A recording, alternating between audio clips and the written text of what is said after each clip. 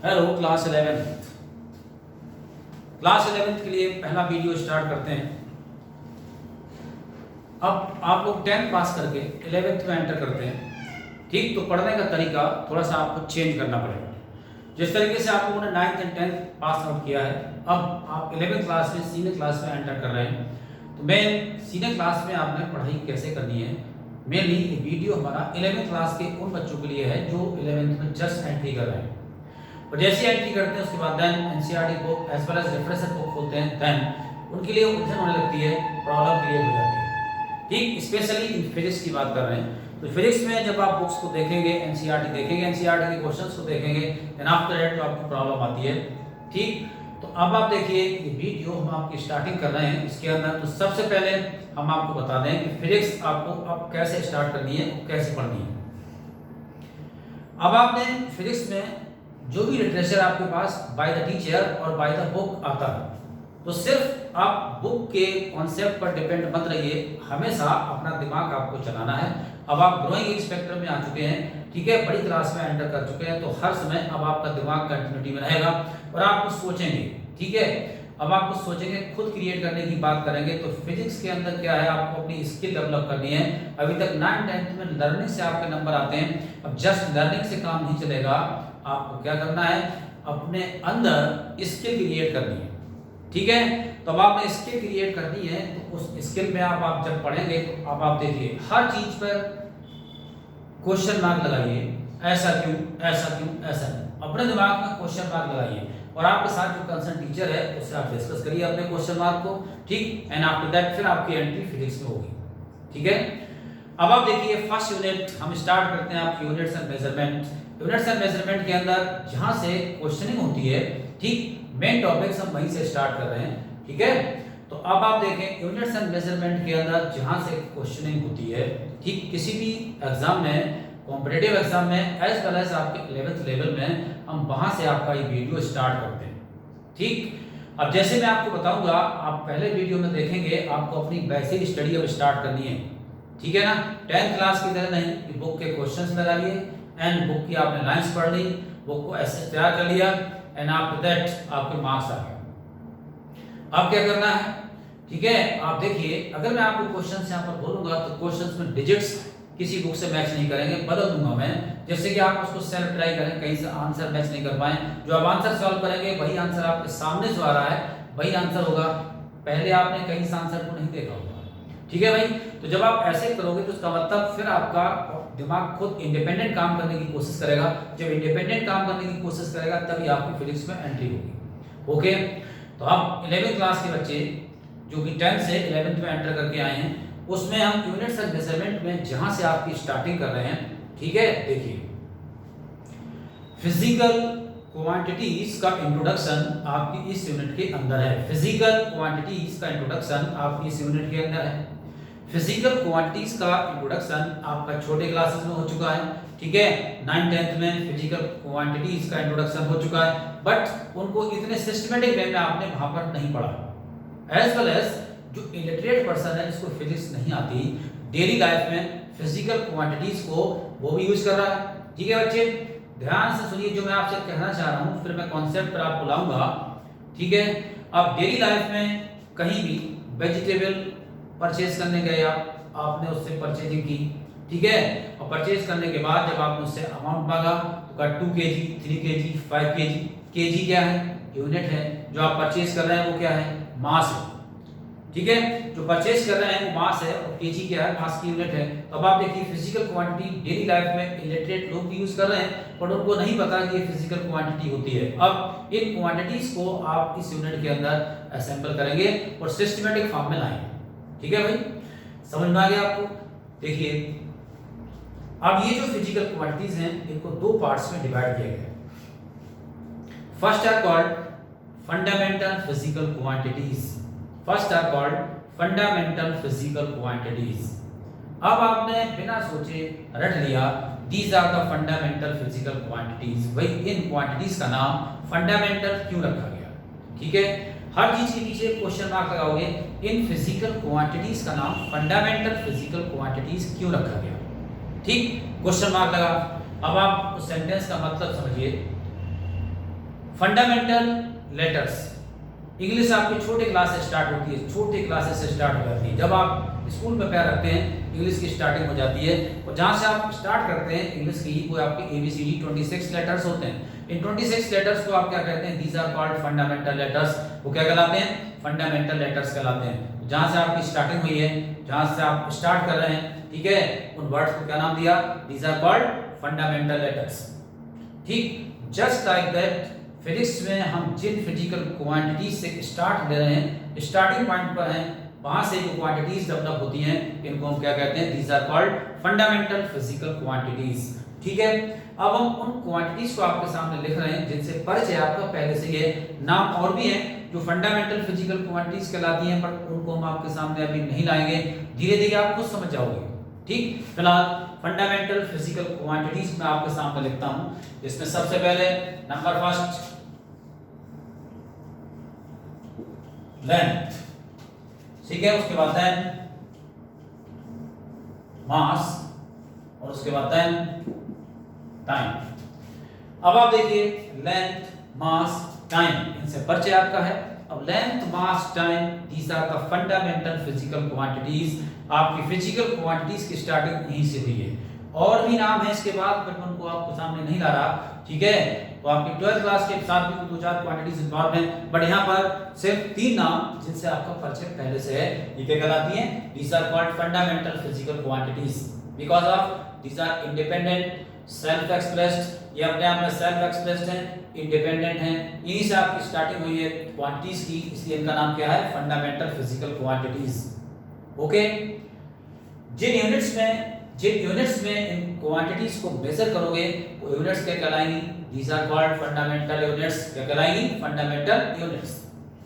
अब आप लेंथ, ठीक है, नॉर्मली यूज करेंगे मीटर, उसके बाद देन मास मेजर करेंगे केजी में, उसके बाद टाइम मेजर करेंगे सेकंड में, आवर में, मिनट में, ठीक है, क्योंकि कन्वर्जन होता है, एक यूनिट को दूसरी यूनिट में कन्वर्ट करते हैं, ठीक है।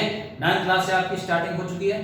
तो अब आप देखिए मीटर है, किलोग्राम है, मीटर है, किलोग्राम है, मिलीग्राम है, कुछ भी हो सकता है। ये किसकी यूनिट है? लेंथ की।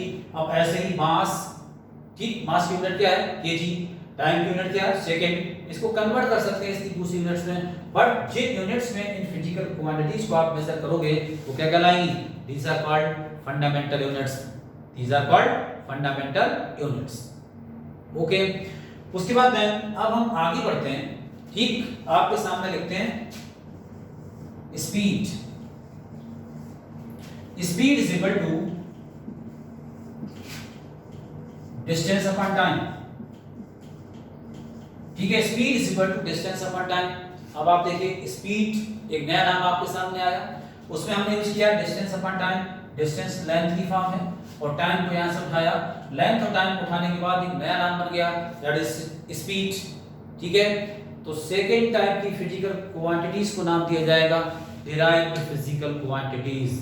ठीक है, तो first are called fundamental and second type of physical quantities are called derived physical quantities. अब आपसे कोई पूछे what are the derived physical quantities, ठीक, तो फिजिक्स में अगर हम किसी भी कॉन्सेप्ट को आगे ले जाते हैं तो उसको डेरिवेशन वर्ड यूज करते हैं, दैट इज कॉल्ड डेरिवेशन। अब आपने क्या किया? फंडामेंटल फिजिकल क्वांटिटीज के हेल्प से नई क्वांटिटीज को ड्राइव कर लिया, ठीक है, तो इसलिए इनका नाम क्या रखा? Derived physical quantities. ठीक, स्पीड आपने बनाई है लेंथ और टाइम की हेल्प से, तो स्पीड को क्या कहेंगे? Derived physical quantities. फिलहाल फंडामेंटल एंड सेकंड नाम क्या था? Derived physical quantities. And after that अगर हम लिखते हैं velocity,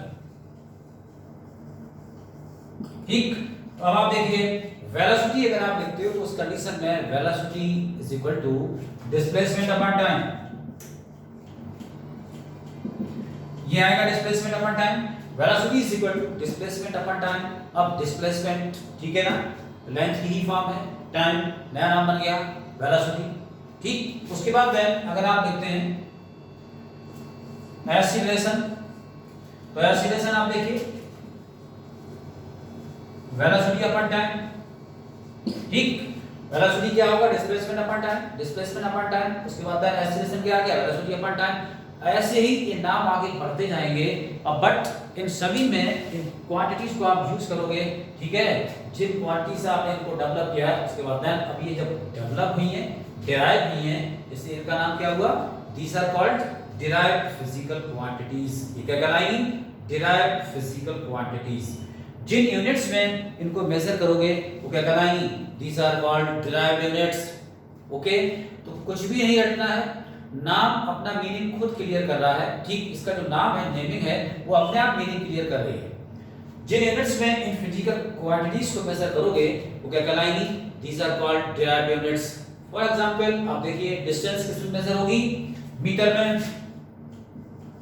upon time in second, तो अब ये यूनिट आ गई मीटर पर सेकंड।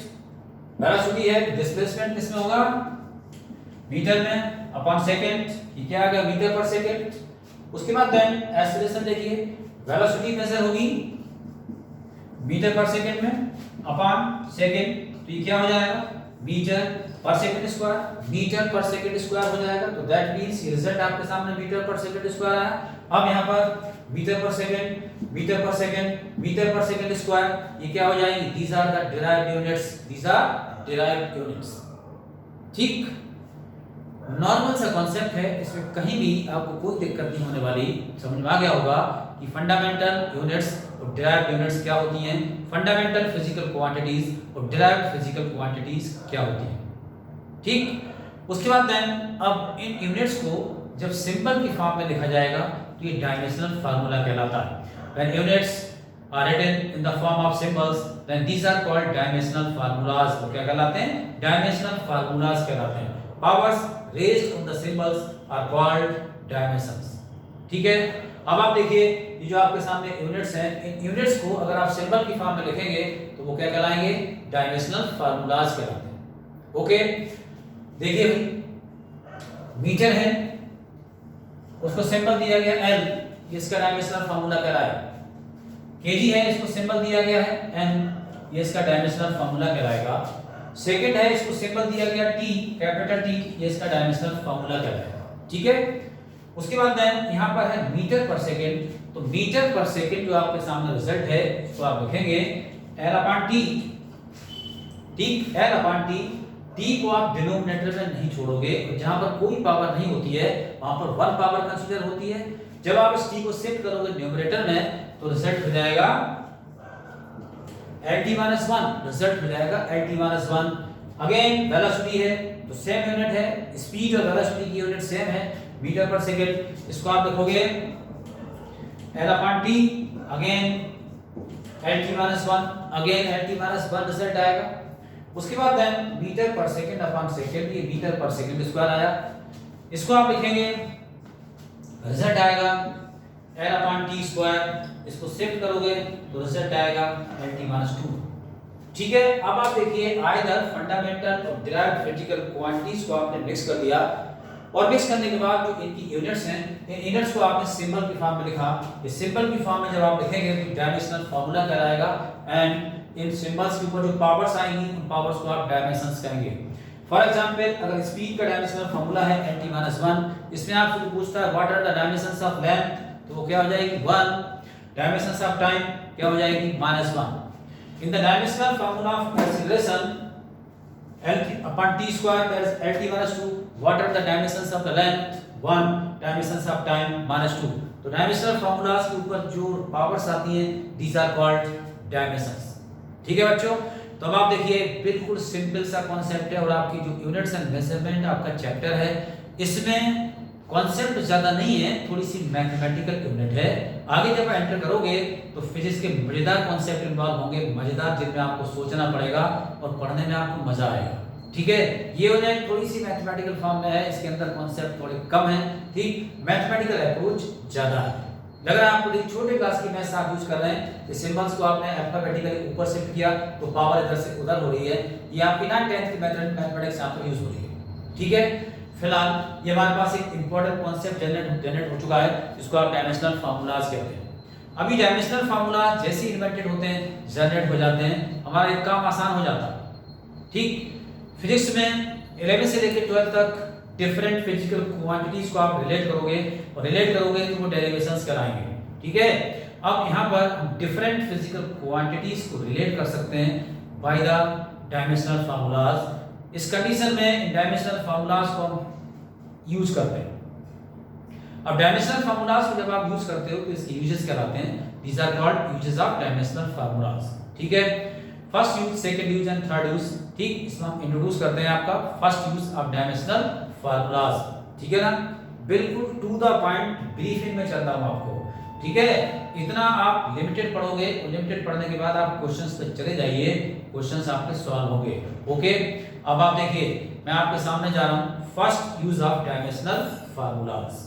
ठीक, डायमेंशनल फार्मूलाज इंट्रोड्यूस हो चुके हैं, क्या होते हैं आपको पता लग चुका होगा। एंड आफ्टर दैट यूजेस पर आगे कंटिन्यू करते हैं। तो अब यूजेस ऑफ डायमेंशनल फार्मूलाज क्या हैं। ठीक, फर्स्ट यूज है to derive the relation between different physical quantities, to derive the relation between different physical quantities.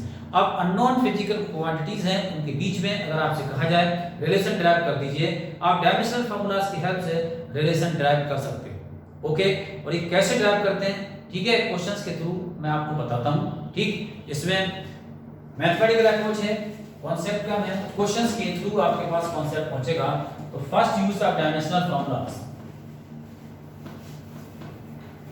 देखिए भाई, फर्स्ट यूज में आपसे कहा drive the relation between different physical quantities. अब मैं किसी बुक की बात नहीं कर रहा, मैं क्वेश्चन अपने आप आपके सामने सेट बना दे रहा हूं। ठीक है, क्वेश्चन मैं आपके सामने बोल रहा हूं, अब आप जब इसको देखें तो पेन और कॉपी साथ में लेके बैठे क्वेश्चन को लिखें, फिर ट्राई करें। ठीक है, मैं क्वेश्चन में आपको दे रहा हूं इसके according, velocity of the moving object it depends on the acceleration and time taken. Velocity of the moving object is depends on acceleration and time taken. ठीक है, acceleration और time पर डिपेंड कर रही है वेलोसिटी। तो कोई भी ऑब्जेक्ट जो एक्सीलरेट हो रहा है उसकी वेलोसिटी वेरी करती है। तो किसी भी टाइम पर इसकी वेलोसिटी क्या होगी, इसका फॉर्मूला आपको बताना है। ठीक है, क्वेश्चन दोबारा सुनिए, velocity of the moving object और object is depends on acceleration and time taken. Find the relation between given physical quantities dimensionally. ठीक है, अब डायमेंशनली आपको इन फिजिकल क्वांटिटीज के बीच रिलेशन ड्राइव करना है। तो हमारी फिजिक्स में मेन बात क्या है, फिजिक्स में मेन बात ये है कि क्वेश्चन में आपको कह दिया जाता है कि ऐसा आप करिए, उसके बाद देन उसको करने के लिए आपको जो चीजें इकट्ठी करनी है, जो चीजें असेंबल करनी है, जो आपने सपोज करना है, लेट करना है, वो आप करिए और बाद में आप उसको सॉल्व कर दीजिए। हमें मतलब नहीं है आप जो मर्जी करिए, हमने जो आपसे क्वेश्चन किया उसका आंसर दीजिए।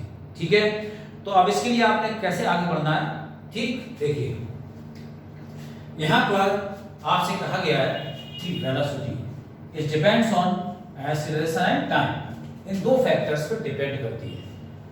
आपने कैसे लेना है इनको, v is depends on a and depends on t। आपने कंसीडर किया v directly proportional to a and b directly proportional to time। ठीक है, velocity directly proportional to a and directly proportional to time, इसको जब combine करते हैं तो b is proportional to a into t, b is proportional to a into t। Okay, अब proportionality sign का मतलब क्या है, अगर a और t का प्रोडक्ट बढ़ेगा तो b बढ़ेगा, ये रिजल्ट एग्जैक्ट इक्वल नहीं है। ठीक है, प्रोपोर्शनलिटी साइन अब आप 11th क्लास में इंट्रोड्यूस कर रहे हैं, इसका मतलब आप बेसिक सुन लीजिए। अब इस प्रोपोर्शनलिटी साइन को हटाने के लिए एक कांस्टेंट यूज करते हैं, ये कांस्टेंट प्रोपोर्शनलिटी कांस्टेंट कहलाता है। प्रोपोर्शनलिटी कांस्टेंट जस्ट एक नंबर होता है जो इस रिजल्ट को इक्वेट करता है। ठीक है, यहां पर इस सिंबल को जब हटाओगे तो एक कांस्टेंट यूज करेंगे, जो कांस्टेंट प्रोपोर्शनलिटी साइन को हटाता है उसका पहला नाम प्रोपोर्शनलिटी कांस्टेंट आता है। ठीक है, इसको हटाते हैं k at। ठीक है, अब k का आपसे पूछें k क्या है, तो आप पहला नाम इसका क्या होगा, प्रोपोर्शनलिटी कांस्टेंट। दूसरा नाम भी होता है, आगे जब बढ़ेंगे तो आपको पता लगेगा। फिलहाल first name is proportionality constant. अब आप देखिए यहां तक पहुंचने के बाद आगे बढ़ते हैं, v is equal to k, a की पावर x कंसीडर की है आपने और t की पावर y कंसीडर की है। ठीक है, और इसको आपने रिजल्ट फर्स्ट कंसीडर कर लिया, result first. Okay, v is equal to k, a is to power x and t is to power y, that is the result first। अब हम दोनों साइड्स के डायमेंशनल फार्मूलास पुट करते हैं। Dimensional formulas put करते हैं। जब आप दोनों साइड्स के डायमेंशनल फार्मूलाज पुट करोगे तो उस समय k को आप इग्नोर मारोगे। ठीक, ये कॉन्सेप्ट है, कॉन्सेप्ट को आपने दिमाग में सेट करना। देखिए भाई LT minus 1 is equal to LT minus 2 is to power x और t is to power y। ये रिजल्ट है। LT minus 1 is equal to LT minus 2 is to power x and t is to power y। यहां से LT minus 1 is equal to L power x t power minus 2x and t is to power y. LT minus 1 is equal to L power x t power minus 2x and t is to power y. ठीक है भाई। अब आप देखिए यहाँ पर powers को simplify कर रहे हैं। ठीक है, पावर्स को सिंपलीफाई करेंगे तो आप देखिए t is to power minus 2x है, t is to power y है। मल्टीप्लिकेशन में पावर्स ऐड होती हैं तो ये रिजल्ट कन्वर्ट होगा LT minus 1 is equal to L power x t power minus 2x plus y। ठीक है ना, इसको आपने सिंपलीफाई किया तो मैंने कहा मैथ्स चल रही है, यहाँ पर 9 10 की मैथमेटिक्स चल रही है। LT minus 1 is equal to L power x और t to power minus 2x plus y। Okay, यहाँ आने के बाद equating the power of both the sides, equating the power of both the sides, दोनों sides की power को आपने equate करना है। तो राइट साइड में देखिए L की पावर x है और लेफ्ट साइड में L की पावर 1 है। दैट मीन जब आपने पावर्स को इक्वेट किया तो x equal to 1। Second result t की power minus 2x plus y है राइट साइड में, तो t की पावर माइनस 1 है लेफ्ट साइड में। तो देखिए minus 1 is equal to minus 2x plus y। ठीक है, या फिर minus 2x plus y is equal to minus 1। Third result है। अब x आपके पास 1 आ चुका है, x की वैल्यू अगर हम थर्ड में पुट करते हैं तो देखिए minus 2 plus y is equal to minus 1, y is equal to minus 1 plus 2 is equal to 1। y की वैल्यू 1 आ चुकी है, x की वैल्यू 1 आ चुकी है। इस x और y की वैल्यू को अगर हम इक्वेशन फर्स्ट में शिफ्ट करते हैं, अगर हम x और y की वैल्यू को इक्वेशन फर्स्ट में शिफ्ट करते हैं, in this condition v is equal to k a is to power 1 and t is to power 1, v is equal to k at। ये रिलेशन आ चुका है between the given physical quantities, given physical quantities के बीच relation आ चुका है v is equal to k at। ठीक है भाई, तो अब आप देखें आपने अपना कॉन्सेप्ट लेके चले। ये फार्मूला आपको पहले नहीं पता था, बट डायमेंशनल फार्मूला की हेल्प से आपने एक नया फार्मूला गेन कर लिया v is equal to k at। Okay, तो अब आप देखिए ये रिजल्ट आपके सामने है v is equal to k at, ये डायमेंशनल फार्मूलाज की हेल्प से मिला है। ठीक, क्वेश्चन ठीक है हमने ही क्रिएट किया एंड आफ्टर दैट रिजल्ट आपके सामने है। उसके बाद देन अब मैं नेक्स्ट क्वेश्चन आपके सामने क्रिएट करता हूं। ठीक है, अब क्वेश्चन क्या, रिजल्ट आपका फिजिक्स के अंदर से ही है, इसको क्वेश्चन फॉर्म में कन्वर्ट कर देते हैं। ठीक है, तो अब आप देखिए पहला कॉन्सेप्ट आपके सामने आ चुका है। यूज हमारा फर्स्ट चल रहा है to derive the relation between given physical quantities with the help of dimensional formulas. इस कॉन्सेप्ट पर हम दूसरा क्वेश्चन लेते हैं।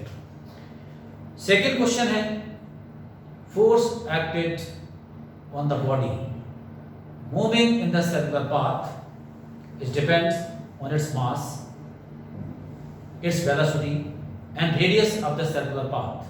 Find the relation between the given physical quantities dimensionally. दोबारा सुनिए, force acted on the body moving in the circular path it depends on the mass and its velocity as well as radius of the circular path. Derive the relation between given physical quantities. ठीक है, अब आप देखिए question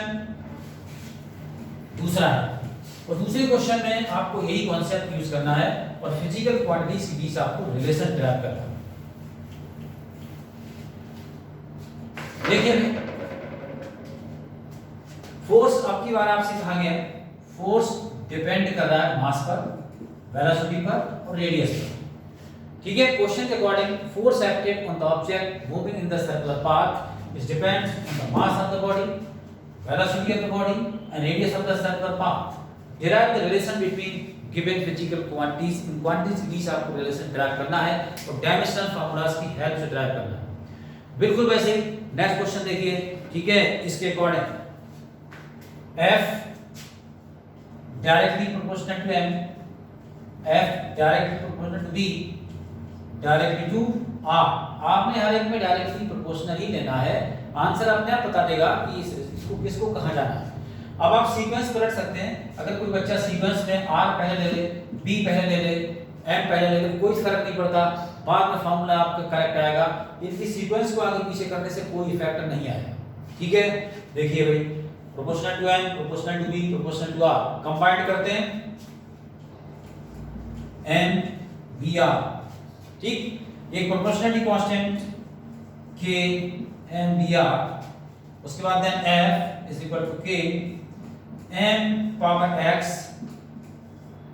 B power Y और R power Z, ठीक है। इसमें 3 variables हैं, तो अब आप देखिए F is equal to K M is to power X B is to power Y R is to power Z, ठीक। Equation number first. अब यहां पर डायमेंशनल फार्मूलाज पुट करते हैं, तो dimensional formula of force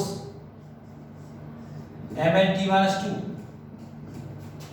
dimensional formula of mass m kg में measure होगा, velocity lt minus 1,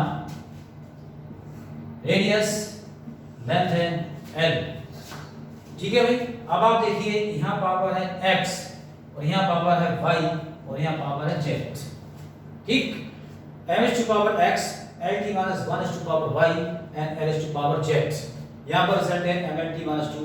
इसको आगे थोड़ा सिंपलीफाई करते हैं, तो सिंपलीफाई करते हैं इस कंडीशन में आप देखिए m lt minus 2 is equal to m is to power x l power y t power minus y, l power y t is to power minus y and f power z, ठीक। अब वही mathematics m lt minus 2 is equal to m power x l power y plus z और t is to power minus y, ठीक है। m lt minus 2 is equal to m is to power x l power y plus z and t is to power minus y। Again यहाँ आने के बाद equating the powers of both the sides, equating the power of both the sides, ठीक है। x यहाँ पर m की power है और यहाँ m की पावर 1 है, that means x is equal to 1। l की पावर यहाँ 1 है और यहाँ y plus z है, that means y plus z is equal to 1। Third result minus y is equal to minus 2 है, minus y is equal to minus 2 है।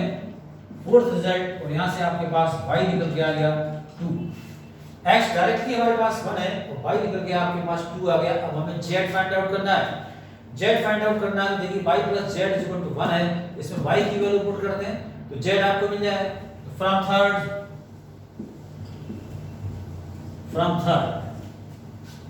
2 plus z is equal to 1, z is equal to 1 minus 2 is equal to minus 1, ठीक है। अब आपने देखिए x is equal to 1, y is equal to 2, z is equal to minus 1 आ चुका है। इन सारी values को अगर हम इक्वेशन नंबर फर्स्ट में पुट करते हैं तो आपको फार्मूला मिल जाएगा f is equal to k, f is equal to k, m is to power 1, b is to power 2, r is to power minus 1, ठीक है। अब आप देखिए इसको लिखेंगे फार्मूले की फॉर्म में k m b square upon r, जिसकी पावर नेगेटिव है वो शिफ्ट होकर जब डिनोमिनेटर में जाएगा तो पावर कन्वर्ट हो जाएगी पॉजिटिव में। आपके पास रिजल्ट है f is equal to k m b square upon r, k m b square upon r, ये फार्मूला आ चुका है और इन क्वांटिटीज का आपस में रिलेशन हो चुका है k m b square upon r। अब आप लोग सोच रहे होंगे कि k की वैल्यू का क्या होगा, k कहां से आएगी। डायमेंशनल फार्मूलाज का डिमेरिट है कि हम कांस्टेंट की वैल्यू फाइंड आउट नहीं कर सकते, कांस्टेंट आपको ऐसे ही छोड़ना, ठीक। कांस्टेंट एवेल्युएट नहीं होता है, डायमेंशनल फार्मूलाज की हेल्प से। तो दैट मींस आपने हर क्वेश्चन में के को ऐसे ही छोड़ना है। फार्मूला आ चुका है इसके बीच, इन फिजिकल क्वांटिटीज के बीच जो मैंने आपको यहाँ पर इनिशियली गिवन थी। ठीक है भाई, ठीक है बच्चों, मेथड आपको समझ में आ चुका होगा। ठीक, और क्वेश्चन पे मैं जाता हूँ। फर्स्ट जो आपका चल रहा है अकॉर्डिंग डिफरेंट फिजिकल क्वांटिटीज के बीच आपको रिलेशन ड्राइव करना है। ठीक है, तो अब आप देखें, अब आपको रिलेशन में नेक्स्ट क्वेश्चन बोलता हूँ। नेक्स्ट क्वेश्चन में आपको रिलेशन ड्राइव करना है। अगर आप पेन और कॉपी साथ में रखते हैं तो आप उसको सिंपलीफाई करिए। ठीक है, देखिए नेक्स्ट क्वेश्चन की मैं बात करता हूँ। Velocity of the waves, wave, इस चैप्टर के अंदर पूरा कॉन्सेप्ट समाया हुआ है, पूरी फिजिक्स समाई हुई है इस चैप्टर के अंदर। ठीक है, अब मैं बात कर रहा हूं डायमेंशनल फार्मूला, तो मैं आपको बता ही रहा हूं, इसलिए आप ट्राई कर सकते हो। आपके सामने क्वेश्चन ला रहा हूं, velocity of the waves it depends on the elasticity of the medium and density of the medium. Wave जब किसी मीडियम में प्रोपोगेट होती है, ठीक है, मीडियम के थ्रू आगे जाती हैं, इनकी वेलोसिटी दो फैक्टर्स पर डिपेंड करती है। इस मीडियम की इलास्टिसिटी पर डिपेंड करती है और इस मीडियम की डेंसिटी पर डिपेंड करती है। अब आपसे पूछा गया है कि बताइए रिलेशन क्या होगा। अगर आपसे पूछेंगे रिलेशन क्या होगा तो क्वेश्चन जाएगा 11th क्लास की फॉर्म में। इसी क्वेश्चन को हम नीट और जेई की फॉर्म में कन्वर्ट कर सकते हैं। इसी क्वेश्चन को आप नीट और जेई की फॉर्म में कन्वर्ट कर सकते हो। अगर ये क्वेश्चन नीट और जेई में आएगा तो किस फॉर्म में आएगा। ठीक है, देखिए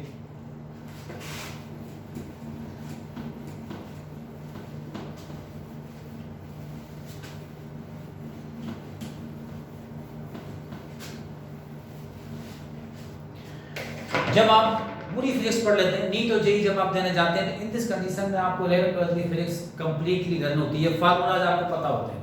तो कई बार जब आपको फार्मूला पता होते हैं तो रिजल्ट आपको अपने आप ऐसे ही पता लग जाता है। डायमेंशनल फार्मूला यूज करे बगैर ही आप अपना रिजल्ट अपने आप डिसाइड कर लेते हो विद इन नो टाइम। ठीक है, बट इस समय आपको पूरी फिजिक्स नहीं आती है तो आप सिर्फ सॉल्व करके ही पता लगा सकते हैं कि यहाँ पर x और y की वैल्यू क्या होगी। फिलहाल हमारा क्वेश्चन है कि V is depends on elasticity and density. Elasticity और डेंसिटी क्या होती है आप इसी 11th क्लास की फिजिक्स में पढ़ेंगे। इलास्टिसिटी एंड डेंसिटी पर डिपेंड करती है वेलोसिटी ऑफ द वेव। इनके बीच आपको रिलेशन ड्राइव करना है। अगर इनके बीच आपको रिलेशन ड्राइव करना है तो उस कंडीशन में बिल्कुल वैसे आप आगे बढ़ोगे, that is V directly proportional to E, V directly proportional to D।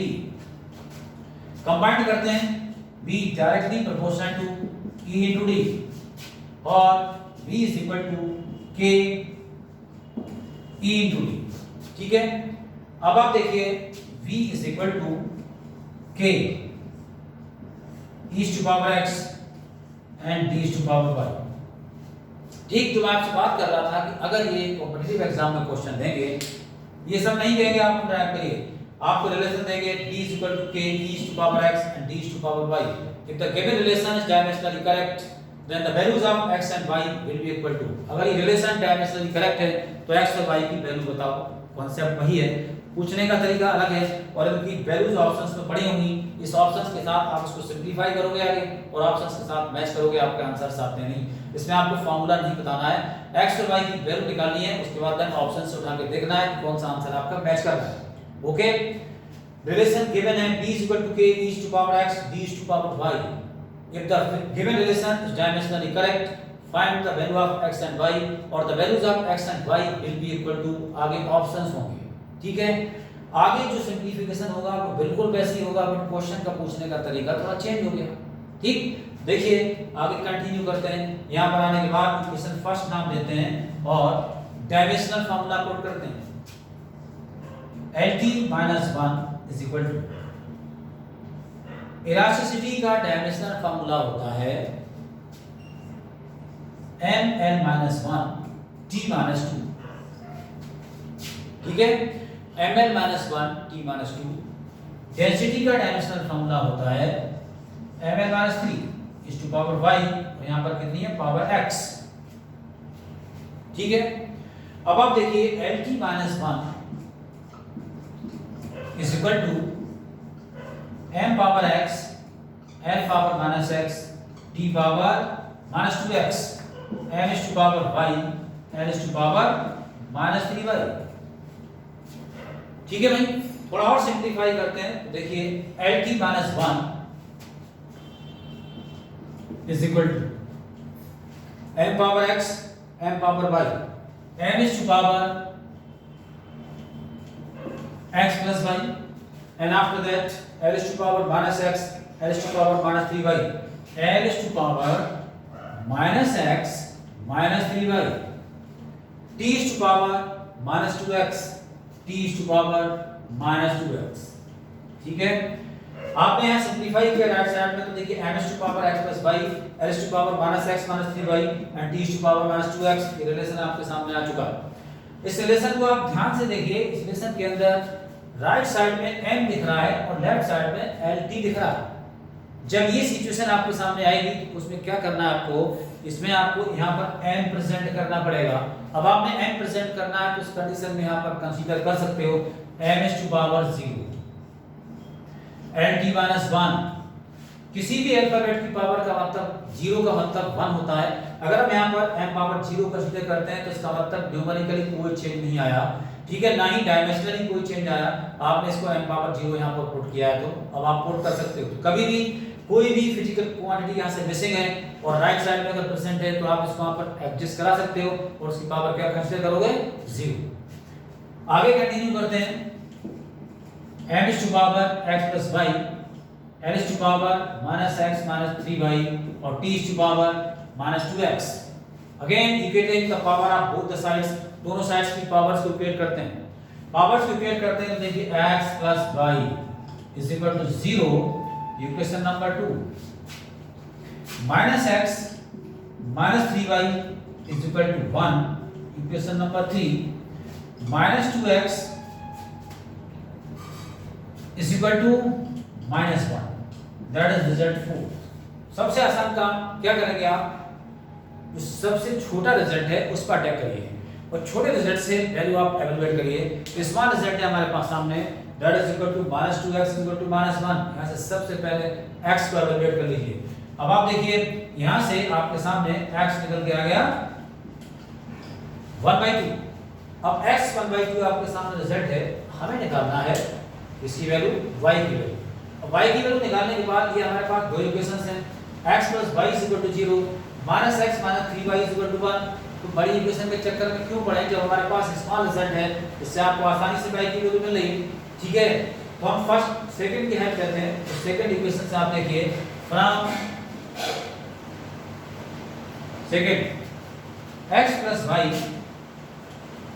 is equal to 0 x plus y is equal to 0 और यहाँ से 1/2 plus y is equal to 0 y is equal to कितना आ गया -1/2, ठीक है।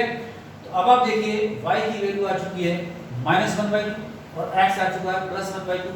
अगर x और y की वैल्यूज को यहाँ पुट करते हैं तो रिजल्ट आपके सामने कितना आएगा इक्वेशन फर्स्ट में on putting the value of x and y in equation first equation है b is equal to k e is to power x e is to power y। तो फर्स्ट इक्वेशन में अगर आप put करते हो x और y की value तो रिजल्ट आएगा b is equal to k e is to power x कितना है 1/2 और d is to power -1/2, ठीक है। माइनस लिखा हुआ थोड़ा अच्छा नहीं लग रहा, इसको प्लस में कन्वर्ट करते हैं k e is to power 1/2 और d is to power 1/2, ठीक है। माइनस में नहीं छोड़ना है इसको, हम इसको शिफ्ट करते हैं डिनोमिनेटर में क्योंकि फार्मूला बनाना है। तो उस कंडीशन में यहाँ पर दोनों की पावर हाफ आ चुकी है, जहाँ पावर हाफ हो चुकी है वहाँ पर रूट लग जाता √e/d। फार्मूला आ चुका है b is equal to k √e/d, ठीक। That is the velocity of the wave travelling in a medium having elasticity E and density D, ठीक है। फार्मूला न्यूटन ने दिया है जब कोई वेव किसी मीडियम से पास आउट होती है जिस मीडियम की इलास्टिसिटी E है डेंसिटी D है तो वेव वेलोसिटी का फार्मूला k √e/d। बिना किसी इंफॉर्मेशन के सिर्फ डायमेंशनल फार्मूलाज की हेल्प से वेलोसिटी इलास्टिसिटी और डेंसिटीज का रिलेशन आपके सामने आ चुका है। ये रिलेशन आपका करेक्ट है, ठीक। फिजिक्स में जितनी फिजिकल क्वांटिटीज हैं उनके जितने भी डेरिवेशंस हैं वो सारे डायमेंशनल फार्मूलाज की हेल्प से हो सकते हैं, ठीक है। अब आप देखें ये रिजल्ट है k under root e upon d। ठीक, मैं आपसे कह रहा था कि जब कॉम्पिटिटिव एग्जाम का क्वेश्चन होगा तो आपको सिर्फ x equal to 1/2 and y equal to -1/2 option पड़े होंगे, वहीं आपको टिक कर देना है x और y की वैल्यूज। ठीक, फार्मूला आपसे नहीं पूछेंगे क्योंकि फार्मूला जब आप तैयारी करके 12th पास करके आगे तैयारी की मोड में होंगे उस समय आपको सारे रिजल्ट याद होंगे, तो ड्राइव क्यों करोगे भाई, तो रिजल्ट आपको सारे से याद है तो आप डायरेक्ट टिक करोगे। इसलिए फार्मूला 11th क्लास में हो सकता है, कॉम्पिटिटिव एग्जाम के लिए फार्मूला ड्राइव नहीं कराया जाए। ओके, तो अब ये आपके पास रिजल्ट आ चुका है, अभी आपके सामने चल रहा है first use of dimensional formulas. एक क्वेश्चन और मैं आपके सामने लाता हूं, नंबर ऑफ क्वेश्चंस बहुत सारे हैं, ठीक है, यूज आपका फर्स्ट चलता रहेगा, बहुत सारे रिलेशंस आपको मिलते रहेंगे, ठीक है। Now the next question is